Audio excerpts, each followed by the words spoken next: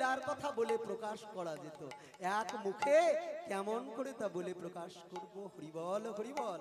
ওমা, রাধা গোবিন্দের শয়ন দৃশ্য দর্শন করতে করতে প্রকৃতি জগতে সূর্যদেব উদিত হতে যাচ্ছে। তার মানে ধীরে ধীরে অন্ধকার দূরীভূত হচ্ছে, আলোক উজ্জ্বল সকাল প্রতিভাত হচ্ছে। এইবার গোপিনীগণ বলা বলি করছে, ও গোপিনী দেখ দেখ, পূর্বাকাশে সূর্যদেব উদিত হচ্ছে। আমাদের রাধা গোবিন্দকে এই সময় যদি জাগিয়ে না তুলি, তাহলে যে আমাদের সেবায় অপরাধ হবে। হরিব, আমাদের যে সেবায় অপরাধ হবে।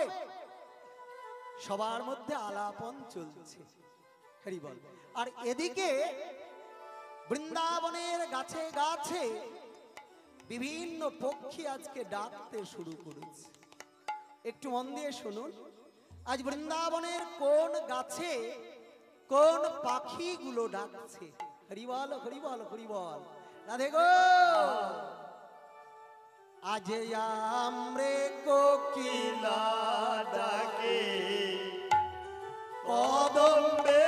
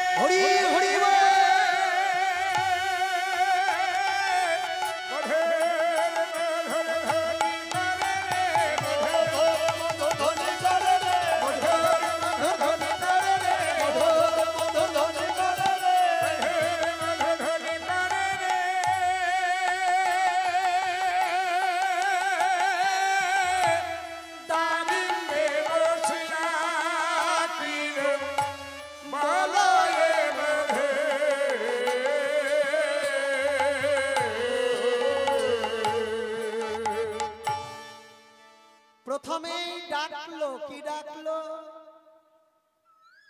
ওই দেখো মা, কি ডাকলো? ওই দেখো, আমরে কোকিলা ডাকে। আস্তে আস্তে আস্তে আস্তে। ও মা, ডাকে না কোকিল? ডাকতে শুরু করেনি নাকি বসন্ত এলে? আমরে কোকিলা ডাকে। আচ্ছা, বৃন্দাবনে এত পাখি থাকতে পদকর্তা আজকে কোকিলকে ডাকালো কেন? আর আম গাছেই বা কেন? অন্য কোনো গাছে ডাকলে হতো না কেন? বাবলা গাছে ডাকতো না? আমরে কোকিলা ডাকছে, এগুলো তত্ত্বপূর্ণ কথা, না বললে সবই ফাঁক চলে যাবে। আর আমাকে একটু কমিটির দাদা ভাই বলেছেন যে একটু তত্ত্ব শুনিয়ে যাবেন। শুনেছি নাকি আপনি ভালো তত্ত্ব বলেন? আমি জানি না মা, বলতে বলতে যেটা বলা হয়ে যায় বলি, আর যেটা বাদ পড়ে যায় থেকে যায়। হরে কৃষ্ণ। তা আজকে আম গাছে কোকিল ডাকছে কেন? আম গাছে কেন, অন্য গাছে না? একটু জেনে রাখবেন, প্রকৃতি জগতের মধ্যে সরস এবং রসালো ফল হচ্ছে আম। আমের প্রতি ভক্তি নাই এমন মানুষ বিরল। হরে কৃষ্ণ। আর তাছাড়া আম গাছের মধ্যে কোনো কাঁটা, কোনো জ্বালা, কোনো ব্যাধি, কোনো আরোহীকে সহ্য করতে হয় না। আপনি বাবলা গাছে উঠবেন, কাঁটা সইতে হবে, কিন্তু আম গাছে চাপলে কোনো কাঁটা নাই। তাহলে সেই আম গাছে চাপিয়ে দিলেন কাকে? একটা কোকিলকে। কোকিল কেন? কোকিল কেন? কাক ডাকাতে পারতেন না?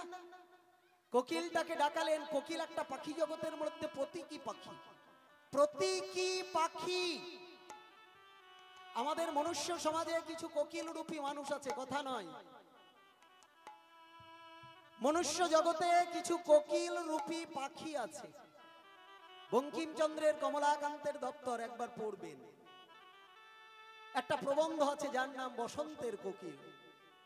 সেই প্রবন্ধে বঙ্কিমচন্দ্র লিখছেন, আমাদের সমাজে কিছু কোকিল রূপী মনুষ্য আছে যারা দুঃখের দিনে, বেদনার দিনে কাছে আসে না, সুখের দিনে আসে শুধু কাঁঠালের রস খাবো বলে। বাড়িতে কেউ মারা গিয়েছে, যার বাড়ি গিয়ে ডাকছি, ওগো আমার বাবা মরেছে, একটু ঘাটে নিয়ে চলো। বলে কালকে রাত্রে ঘুম হয়নি, কেবল ঘুম ধরেছে, আমি উঠতে পারবো না। ওগো আমার ছেলেকে একটু হসপিটালে নিয়ে যাব, পাছে ভাবছে পয়সাই বা লাগে, যাই না। এইগুলো হচ্ছে মনুষ্য জগতে কোকিল রূপী মানুষ, যারা সুখের দিনে আসে। বাড়িতে ভোজ লাগলে মেনু দিবে, পোলাও কেন করবা, ফ্রাইড রাইস করো, মানুষ পছন্দ করবে। শুধু ছোলার তরকারি নয়, একটু পনির মিশিয়ে দাও, টেস্ট বাড়বে। সুখের দিনে ফর্দ দিতে আসে, দুঃখের দিনে কাছে আসে না। এইগুলো হচ্ছে মনুষ্য সমাজে কোকিল রূপী মানুষ। তাই পদকর্তা জীবকুলকে শিক্ষা দেওয়ার জন্য আমের কাছে কোকিলকে ডাকিয়ে দিলেন। আমরে কোকিলা ডাকে, আর কোথায় ডাকলো? আহা, গোবিন্দের প্রিয় বৃক্ষ কদম গাছ, সেই কদম্বে ময়ূর ডাকছে। আমরে কোকিলা ডাকে, কদম্বে ময়ূর, আর দারিম্বে বসিয়া, দারিম্ব মানে ডালিম গাছ, দারিম্বে বসিয়া কীর, একটা পক্ষী বৃন্দাবনে দেখা যায় যার নাম কীর পাখি, বলয় এ মধুর। আর কোথায় ডাকছিল মাগো?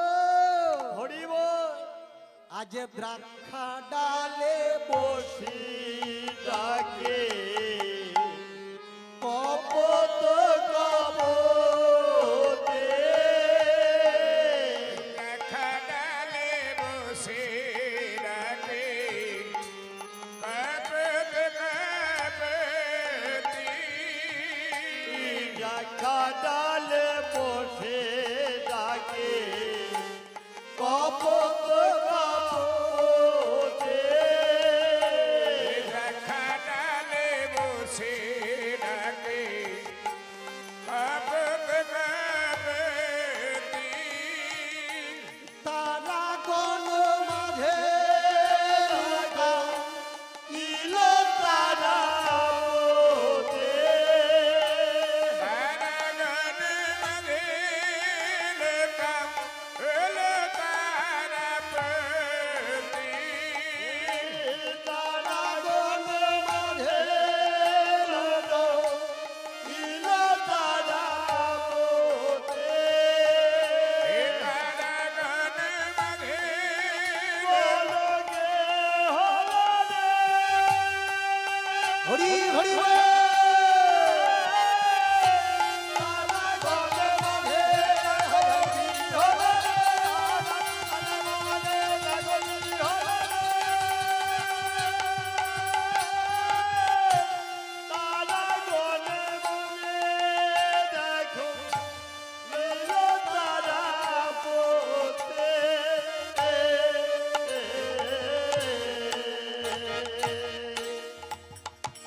কি ডাকলো? দ্রাক্ষা ডালে বসি ডাকে। হরি বল। দ্রাক্ষা গাছটা কি গাছ গো? আ? দ্রাক্ষা হলো আঙ্গুর গাছ। ও মায়ের, আঙ্গুর লতায় ধরে না ডালে ধরে? লতাতে, লতাতে ধরে আঙ্গুর ফল, থোকা থোকা হয়ে।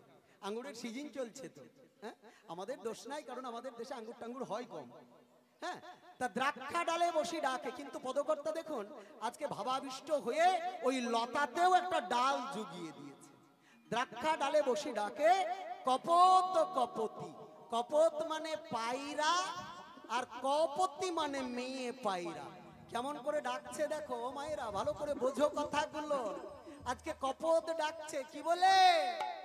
বলে কপতি কপতি সতী রমণীর কটাপতি রমণীর কটাপতি। সতী রমণীর কটাপতি রমণীর কটাপতি। ঘরে পতি আর বাইরে পতি সতী রমণীর কটাপতি ঘরে পতি আর বাইরে পতি সতী রমণীর কটাপতি। ঘরে পতি আর বাইরে পতি সতী রমণীর কটাপতি ঘরে পতি আর বাইরে পতি সতী রমণীর কটাপতি। কপত ডাকছে, কপত ডাকছে, কি বলে ডাকছে? কপতি, কপতি। ভক্তিমতী মায়েরা কি বলে ডাকলো? এইদিকে আজকে ডাকছে আর বলছে যে কপতি, আসলে এটা একটা শ্লেষ অলংকার। শ্লেষ দুই রকমের, একটা অভঙ্গ শ্লেষ আর একটা সভঙ্গ শ্লেষ। কোন শব্দকে যদি ভেঙে একটা অর্থ পাওয়া যায় আর না ভেঙে আর একটা অর্থ পাওয়া যায়, তাহলে সেইটাকে বলে সভঙ্গ শ্লেষ। তাহলে কপতি শব্দটাকে যদি আমরা না ভাঙি, তাহলে কপতি মানে পায়রা, মেয়ে পায়রা। আর যদি ভেঙে দিই, কপতি, ক মানে কটা আর পতি মানে স্বামী, তাহলে কি জিজ্ঞাসা করলো?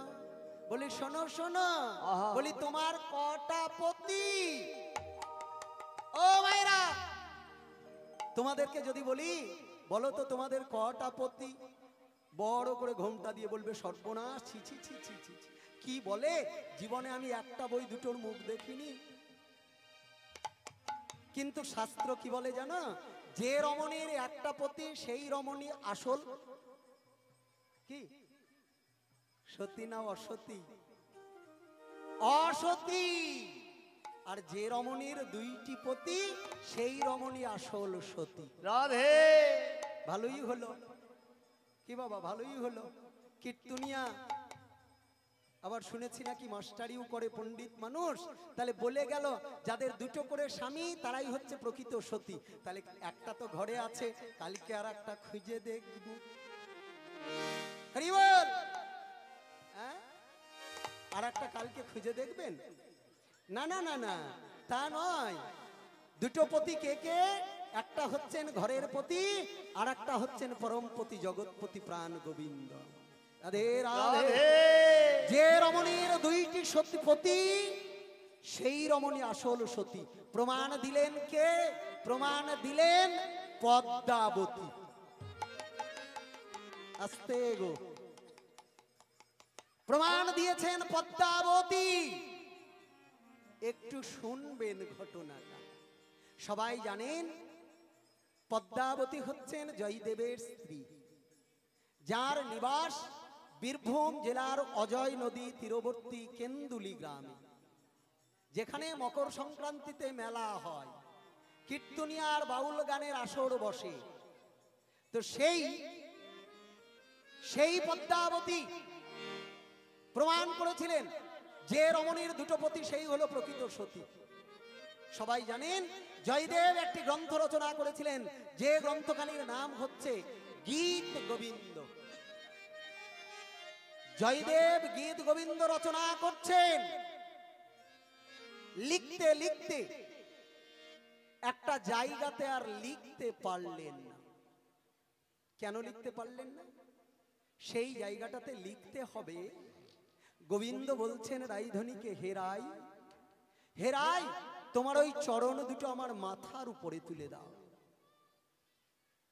জয়দেব মনে মনে ভাবছেন আমি কেমন করে লিখব?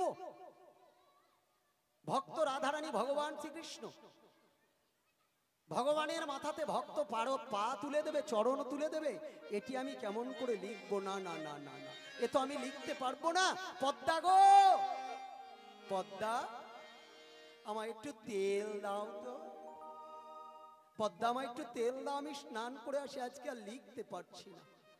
তাড়াতাড়ি পদ্মা জয়দেবের হাতে একটু তেল দিলেন। তৈল মর্দন করতে করতে জয়দেব চলে যাচ্ছেন স্নান করতে। ভক্তিমতী মায়েরা আমার, হরি বল। জয়দেব প্রতিদিন গঙ্গায় স্নান করতে যেতেন। কোথায়? উদ্ধনপুরের ঘাট। কেন্দুলি থেকে উদ্ধনপুরের ঘাটের দূরত্ব 34 কিলোমিটার। প্রতিদিন যেতেন পায়ে হেঁটে গঙ্গা স্নান করতে। ইতিহাস, জয়দেব তৈল মর্দন করতে করতে গঙ্গা স্নানে বেরিয়ে গেলেন। ভগবান শ্রীকৃষ্ণ মনে মনে ভাবছেন এই তো সুযোগ, এই তো সুযোগ। এইবার তিনি কি করলেন? তাড়াতাড়ি জয়দেবের বেশ ধারণ করে দরজায় এসে বলে উঠলেন, পদ্মা গো পদ্মা। হরি বল। ভক্তিমতী মায়েরা একটু রসভঙ্গ হবে। আমার ছোট্ট ছোট্ট বোন যারা এই অনুষ্ঠানকে নিরলস ভাবে পরিশ্রম করে সাফল্যমণ্ডিত করে চলেছে, তারা আপনাদের কাছে ভিক্ষার পাত্র নিয়ে যাবে। কোনো গোলমাল কথাবার্তা না বলে সঙ্গতি অনুযায়ী পাত্রে আপনারা একটু দান করবেন, ভিক্ষা দেবেন। যাতে করে এই যজ্ঞের স্রোতটা আজীবন বেঁচে থাকে, যুগ যুগ ধরে বেঁচে থাকে। হরি বল।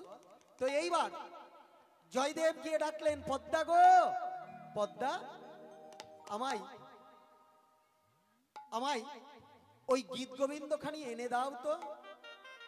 পদ্মা বলছেন, একই স্বামী, তুমি না এক্ষুনি তেল নিয়ে গঙ্গায় স্নানে গেলে?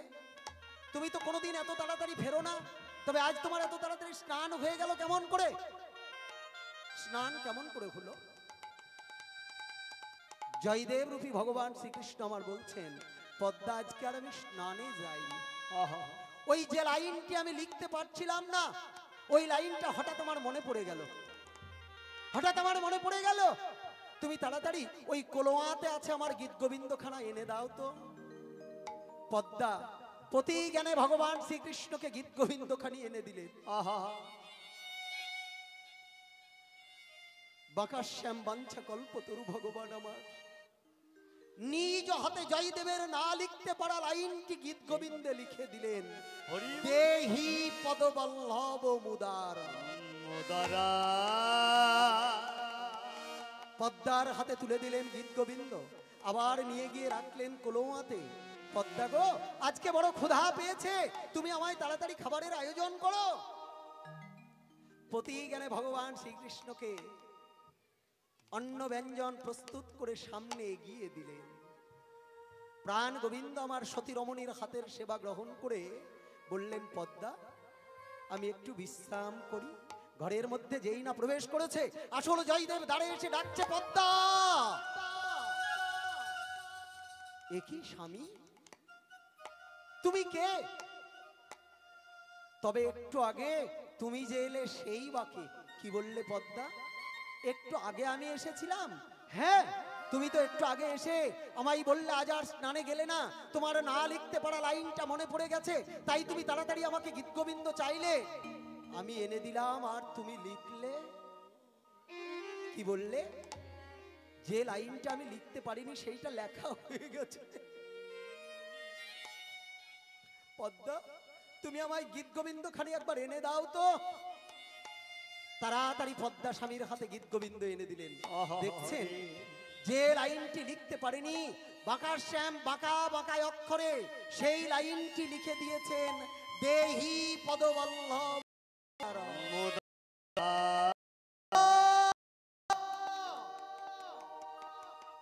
এতদিন ধরে আমি যাকে ডাকলাম তার দেখা পেলাম না। তুমি কত ভাগ্যবতী, আজ তুমি নিজ হাতে তার সেবা দিলে। ওগো পদ্মা, আমার প্রাণনাথ সেবা করেছেন, সেই সেবার পাত্রে তার আর প্রসাদ কি অবশিষ্ট নেই? বলে, হ্যাঁ স্বামী, প্রতিদিন তুমি যেমন আমার জন্য প্রসাদ রাখো, আজ তিনিও যে আমার জন্য প্রসাদ রেখেছেন। পদ্মা গো, তুমি আর দেরি করো না, তাড়াতাড়ি ওই প্রসাদের একটু অংশ আমায় এনে দাও। বলে দাও দাও পদ্মা।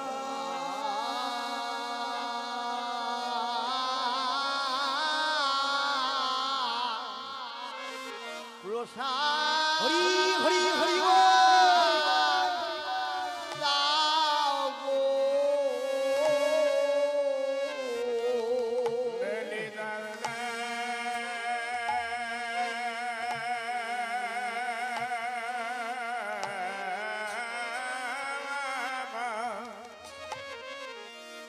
আমায় প্রসাদ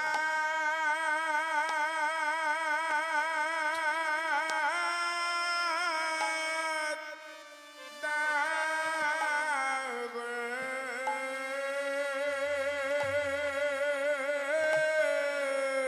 বলে ভাগ্যবতী হরি হরি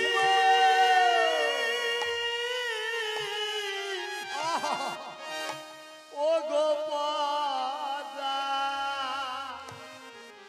বলে দাও দাও আমায়, বলি প্রসাদ দাও গো। ওই প্রসাদ আমার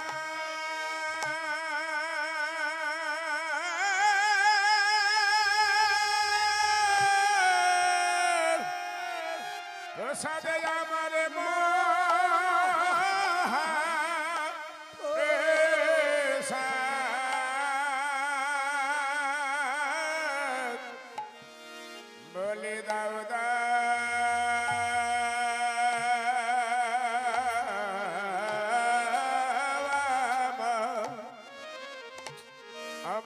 প্রসাদ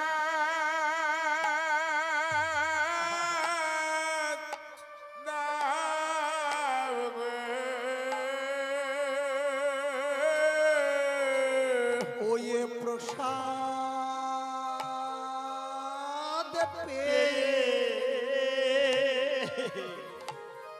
বলে ধন্য হব। দাও দাও আমার প্রসাদ দাও গো। আমি প্রসাদ পেয়ে হরিব ধন্য হবে। বলে দাও দাও আমার প্রসাদ দাও গো। প্রসাদ পেয়ে ধন্য হব। দাও দাও আমায় প্রসাদ দাও গো।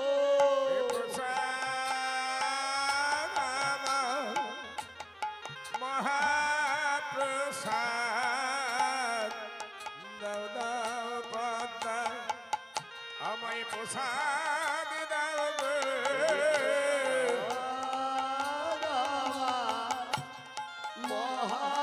মহাপ্রসাদ দাও দাও পদ্মা প্রসাদ দাও গো।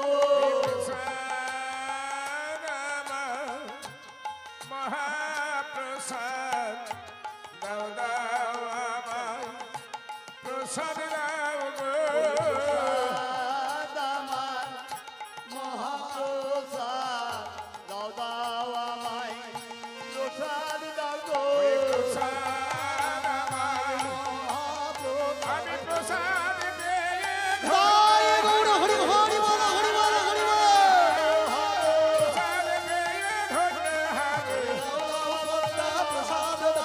প্রসাদ পেয়ে ধন্য হবে। আমার মহাপ্রসাদ বলে দাও দাও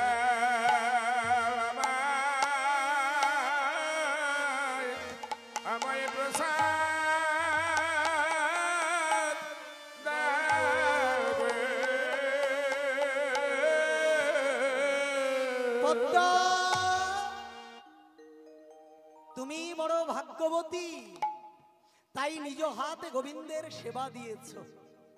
জগৎ জীবকে প্রমাণ করে দিলে যে রমণী প্রকৃত সতী তার দুই পতি, পরমপতি প্রাণ গোবিন্দ আর ঘরের পতি হরি হরি বল। হরিব তো আজকে জীব শিক্ষার জন্য কপত কপতিকে ডাকলো কি বলে? কপতি কপতি।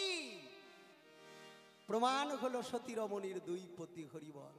তাহলে আজকে বিভিন্ন গাছে গাছে বিভিন্ন রকমের পাখি ডাকছে। রাধে গো। আম গাছে ডাকছে কোকিল, হরে কৃষ্ণ। দ্রাক্ষা ডালে বসে বসে ডাকছে কপত কপতিকে। রাধে। আর গোবিন্দ আমার কি চমৎকার করে রাধারানীকে নিয়ে শুয়ে আছেন। পদকর্তা কি বললেন? রাধে গো। রাধে আজ শেখরে শেখরে কহে আসিয়া হাসে শেখরে শেখরে কহে হাসিয়া হাসিয়া। শেখরে শেখরে কহে আসিয়া শেখরে শেখরে কহে হাসিয়া হাসিয়া। হাসে চোর হয়ে সাধু পাড়া রয়েছে সতী। আর চোর হয়ে সাধে পারা রয়েছে সতে। চোর হয়ে সাধু পাড়া রয়েছে সতী।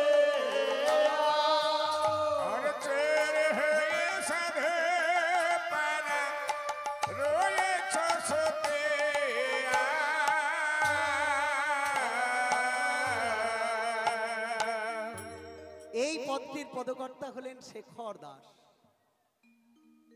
তো কি লিখলেন? ভনিতাই। পদের শেষে পদকর্তার নাম থাকলে তাকে ভনিতা বলে।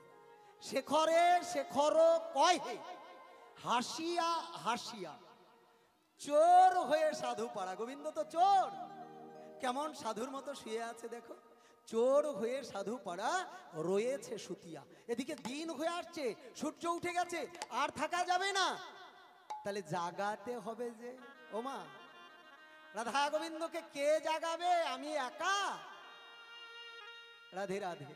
ওমা, সামান্য দুটো পয়সার জন্য এসে রাধা গোবিন্দকে জাগিয়ে সব পাপটুকু আমি নেব? রাধে রাধে। ওমা না গো, আজকে আমি একা নয়, সবাই মিলে জাগাবেন। রাধে হরি বল হরি বল হরি বল। কিন্তু তারই আগে বৃন্দাবনের দুই পাখি জাগানোর চেষ্টা করছে। কে কে? একটা সুখ আর শাড়ি। কুঞ্জের দাঁড়ে বসে আছে সুখ আর শাড়ি, তারা দুজনে জাগানোর চেষ্টা করছে। একটু বড় গান করব না করব না? বড় গান একটা হবে। হরি বল হরি বল, জয় রাধে। কাল থেকে সুযোগ হয়নি, তাই একটু বড় গান হোক। কষ্ট হচ্ছে না তো? গরম লাগছে না তো? হ্যাঁ, আচ্ছা, কষ্ট পাচ্ছেন না, গরম লাগছে, একটু বুঝতে পারবো। সবাই মিলে জোরে জোরে একবার হরিধ্বনি উলুধ্বনি করুন দেখিনি। তাই গৌর না না না না, গরম লাগছে না, আপনাদের কষ্ট হচ্ছে না, আমি বুঝে গেছি। গান হবে আজকে 3টে পর্যন্ত, গান হবে 3টে পর্যন্ত। হরে কৃষ্ণ। ঠিক আছে, ওদিকের খিচুড়ি ঠান্ডা হয়ে গেলেই আমি ছেড়ে দেবো। যতক্ষণ ঠান্ডা না হবে ততক্ষণ ছাড়বো না। হরি বল হরি বল। তা একটু বড় গান হোক।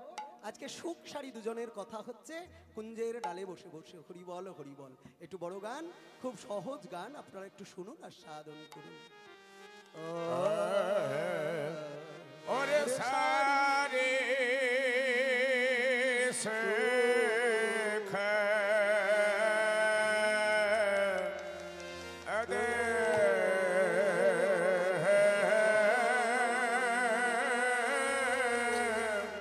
অজানি সারে শেখ